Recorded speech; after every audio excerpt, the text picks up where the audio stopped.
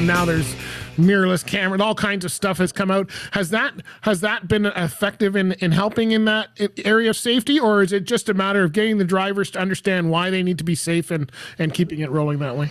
Yeah, and some of the other, we don't use cameras as much in here as, out of, I guess, the personality of the fleet as a whole. But we use them in other fleets, and you absolutely see the value of it. You're able to understand decisions, you're able to understand habits, but at the same time, it's all in the communication of it. If you, as a manager, if you take it back and you're gonna bring down hellfire fury on someone for a camera, it doesn't really, it may not have the intended effect, and you need to make sure you're using it wisely. They're great, but it's in the manager's hands to ensure you're using it properly. You can't just say that I'm going to put cameras in, or I'm going to put a scorecard in, or I'm going to do this, and we're going to win these awards, or we're going to have the CVOR of this, because it's not. It's how you deploy it, and it's how you manage it ongoingly. So there's no silver bullet, that's for sure.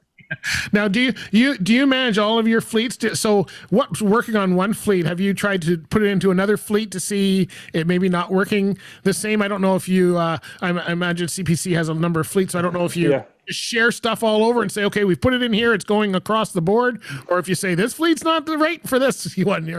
Yeah, I think your processes tend to be able to be universal. You can, how you manage your manual labor in terms of being able to crank or pull or push or those, or what you're expecting from a pre-trip, those things are universal. But every fleet really has its own personality because of who makes it up and what they're supposed to do, and all the different factors that go into them, that there's so much of it you just can't.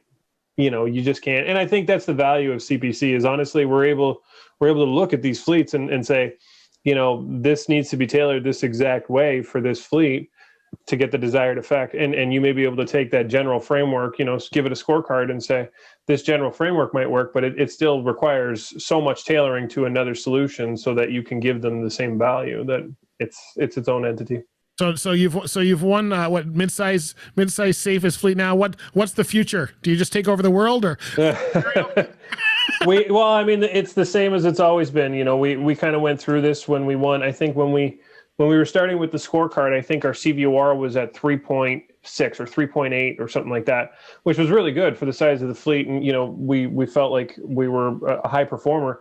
But my point is that we can't just accept that to be okay. We have to work to maintain that, or see if there's another level here.